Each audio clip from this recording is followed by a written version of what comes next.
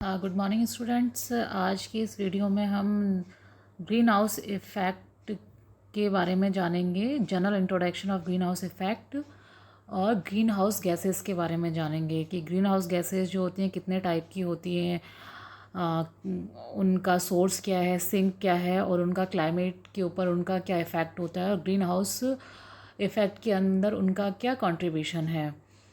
तो इस वीडियो में हम उनके बारे में चर्चा करेंगे। तो ग्रीन हाउस इफ़ेक्ट होता क्या है, सबसे पहले तो हम उसके बारे में जानते हैं, उसकी डेफिनेशन क्या होती है। हम सभी लोग जानते हैं कि ग्रीन हाउस इफ़ेक्ट जो होता है उसके कारण जो अर्थ का जो सरफेस होता है उसका टेम्परेचर नॉर्मली 15 डिग्री सेंटीग्रेड होता है, उससे लगभग 30 डिग्री सेंटीग्रेड तक गर्म हो जाता है। ये जो प्रोसेस होता है, ये जो टेम्परेचर इंक्रीज़ होता है सरफेस का, अर्थ के सरफेस का, ये किसकी वजह से होता है, कि इसका क्या रीज़न होता है। तो ये जो सन के द्वारा, जो सन है उसके द्वारा सोलर रेडिएशंस अर्थ की तरफ ट्रांसमिट की जाती हैं और वो जो सोलर रेडिएशंस होती हैं जो सन के द्वारा अर्थ पे आती हैं एटमॉस्फेयर से होते हुए, वो सोलर रेडिएशंस, उनमें से कुछ जो सोलर रेडिएशंस होती हैं उनको अर्थ के सरफेस के द्वारा एब्जॉर्ब कर लिया जाता है। लगभग 70% तक सोलर रेडिएशंस अर्थ के द्वारा एब्जॉर्ब कर ली जाती हैं और लगभग 30% रेडिएशंस जो होती हैं उनको री एमिट कर दिया जाता है, रिफ्लेक्ट कर दिया जाता है अर्थ के सरफेस के द्वारा। और ये जो रिफ्लेक्टेड रेडिएशंस होते हैं जो कि एटमॉस्फेयर में जाते हैं अर्थ के सरफेस से, और एटमॉस्फेयर के अंदर ग्रीन हाउस गैसेस प्रेजेंट होती हैं। ग्रीन हाउस गैसेस जैसे कि carbon dioxide, methane, nitrous oxide, sulphur oxide, CFCs, ozone, ये सभी ग्रीन हाउस गैसेस होती हैं। तो ये ग्रीन हाउस गैसेस एटमॉस्फेयर में प्रेजेंट होती हैं और ये गैसेस जो इंफ्रारेड रेडिएशंस होती हैं, इंफ्रारेड और नियर इंफ्रारेड रेडिएशंस, इनको एब्जॉर्ब कर लेते हैं और एब्जॉर्ब करके फिर से इनका एमिशन होता है अर्थ के सरफेस की तरफ एटमॉस्फेयर में, जिससे कि जो अर्थ का जो सरफेस होता है, जो एटमॉस्फेयर होता है, वो तुलनात्मक रूप से ज़्यादा गर्म हो जाता है।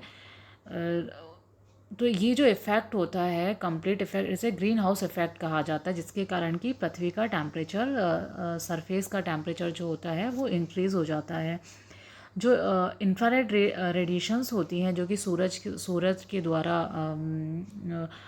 क्लाइमेट सिस्टम में रिफ्लेक्ट की जाती हैं, इनमें से जो नियर इंफ्रारेड जो रेडिएशंस होती हैं वो जो सरफेस को गर्म करती हैं, और इंफ्रारेड जो रेडिएशंस होती हैं वो एटमॉस्फेयर को गर्म करती हैं। एटमॉस्फेयर के अंदर ग्रीन हाउस गैसेस के अलावा ऑक्सीजन, नाइट्रोजन, आर्गन, जो ये गैसेस प्रेजेंट होती हैं जो कि मेजर पोर्शन बनाती हैं एटमॉस्फेयर का। लेकिन इन ये जो गैसेस होती है इनका कोई सिग्निफिकेंट नहीं होता है रेडिएशंस को एब्जॉर्ब करने में। ग्रीन हाउस गैसेस के द्वारा ये रेडिएशंस जो होती है उनको एब्जॉर्ब किया जाता है, जिसकी वजह से पृथ्वी का जो टेम्परेचर होता है, अर्थ का जो टेम्परेचर होता है, वो इंक्रीज़ हो जाता है। अब ग्रीन हाउस गैसेस कौन कौन सी होती हैं, उनका सोर्स क्या है और उनका क्या इफ़ेक्ट होता है क्लाइमेट के ऊपर, हम एक एक करके जानेंगे। सबसे पहले हम बात करते हैं कार्बन डाइऑक्साइड की, CO2 की। तो जो CO2 होती है, इसका ये जो जनरेट होती है डिफॉरेस्टेशन के कारण होती है और बर्निंग ऑफ फॉसिल फ्यूल्स के कारण, फ्यूल्स को जलाने से, जंगलों की कटाई से, डिफॉरेस्टेशन के कारण कार्बन डाइऑक्साइड जनरेट होती है। और इसके सिंक की अगर बात करते हैं तो फोटोसिंथेसिस, जो प्लांट्स के द्वारा जो फोटोसिंथेसिस किया जाता है उसमें कार्बन डाइऑक्साइड का यूज़ आता है। और ओशंस जो होते हैं, समुद्र जो होते हैं, उनके द्वारा अपटेक किया जाता है CO2 का। तो कार्बन डाइऑक्साइड की जो सिंक में आता है photosynthesis of plants and Uptake of ocean. इसका जो इम्पोर्टेंस है क्लाइमेट चेंज के अंदर, तो ग्रीन हाउस के अंदर जो CO2 होती है वो इंफ्रारेड रेडिएशंस जो होती है उनको एब्जॉर्ब करती है, और एब्जॉर्ब करके जो ओजोन लेयर होती है, जो ओजोन होता है उसके ऊपर प्रभाव डालते हैं। दूसरी जो ग्रीन हाउस गैस होती है वो होती है नाइट्रस ऑक्साइड। नाइट्रस ऑक्साइड का जो सोर्स है वो है, इसका जो जनरेशन होता है वो फर्टिलाइजर्स के कारण होता है, फॉसिल फ्यूल के कारण, और बर्निंग ऑफ बायोमास की वजह से एटमॉस्फेयर के अंदर नाइट्रस ऑक्साइड जनरेट होती है। अगर इसके शिंक की हम बात करते हैं तो सॉइल के द्वारा नाइट्रस ऑक्साइड को एब्जॉर्ब किया जाता है। इसकी इम्पोर्टेंस की बात करते हैं क्लाइमेट चेंज में। क्लाइमेट के अंदर तो CO2 के समान ही जो नाइट्रस ऑक्साइड होती है वो इंफ्रारेड रेडिएशंस को एब्जॉर्ब करती है और ओजोन के ऊपर इफ़ेक्ट डालती है। इसके अलावा नेक्स्ट जो गैस होती है ग्रीन हाउस गैस वो होती है मीथेन CH4, जो कि उसका जो सोर्स है या उसका जो जनरेशन है वो है जनरेट फ्रॉम बर्निंग बायोमास, और जो राइस के फील्ड होते हैं उनके द्वारा CH4 का, मीथेन का जनरेशन होता है, प्रोडक्शन होता है। इसके शिंक की अगर बात करते हैं मीथेन की, तो जो मीथेन होती है वो जो एटमॉस्फेयर के अंदर जो हाइड्रोक्सिल कंपाउंड प्रेजेंट होते हैं, OH जो प्रेजेंट होती है उसके साथ रिएक्शन करते हैं, और रिएक्शन के बाद इसका अपटेक कर लिया जाता है सॉइल के द्वारा। तो दो सिंक हो गए इसके, एक तो एटमॉस्फेयर में OH जो होते हैं उनके द्वारा, हाइड्रोक्सिल कंपाउंड्स के द्वारा इसको हाइड्रोक्सिल कंपाउंड के साथ ये रिएक्ट करती है। इसके अलावा सॉइल के द्वारा इसका अपटेक कर लिया जाता है। इम्पोर्टेंस की बात करते हैं क्लाइमेट के अंदर इसका, तो जो मीथेन होती है वो भी एब्जॉर्ब करती है इंफ्रारेड रेडिएशंस को, जो कि सन के द्वारा एमिशन होता है एटमॉस्फेयर में, और इसका जो इफ़ेक्ट होता है वो ओजोन के ऊपर, ओजोन लेयर के ऊपर होता है। उसके अलावा मीथेन के द्वारा कार्बन डाइऑक्साइड का भी जनरेशन होता है। नेक्स्ट हम बात करते हैं ग्रीन हाउस गैस की, तो वो होती है ओजोन, O3।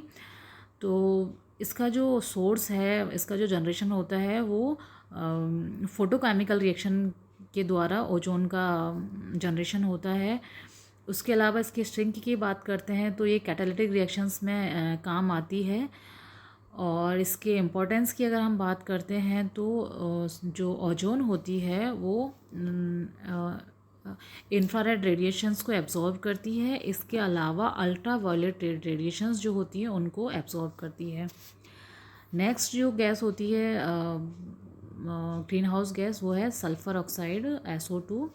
इसका जो जनरेशन होता है, इसका जो सोर्सेज हैं वो है वॉल्केनोज जो होते हैं उनके अलावा burning of coal and biomass के द्वारा कार्बन सल्फ़र डाइऑक्साइड का जनरेशन होता है। इसकी अगर सिंक की बात करते हैं तो ड्राई एंड वेट डिपोजिशन हो जाता है सल्फ़र डाइऑक्साइड का। क्लाइमेट में इसके इम्पोर्टेंस की बात करते हैं तो जो सल्फ़र डाइऑक्साइड होती है वो एरोसोल्स का फॉर्मेशन करती है, और इन एरोसोल्स के द्वारा जो रेडिएशंस होते हैं वो फैल जाते हैं, स्कैटर्ड हो जाते हैं। नेक्स्ट जो ग्रीन हाउस गैस होती है वो है CFC, क्लोरोफ्लोरोकार्बन्स, जिसका जो जनरेशन होता है वो इंडस्ट्रीज़ के द्वारा होता है। इसका भी क्लाइमेट चेंज में इम्पोर्टेंट रोल होता है क्लाइमेट के अंदर।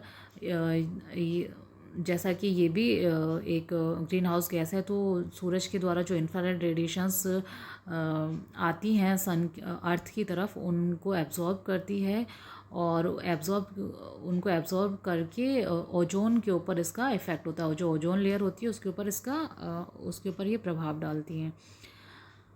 नेक्स्ट जो गैस होती है ग्रीन हाउस गैस वो होती है कार्बन मोनोऑक्साइड। कार्बन मोनोऑक्साइड या CO, इसके सोर्सेज की बात करते हैं या जनरेशन की बात करते हैं तो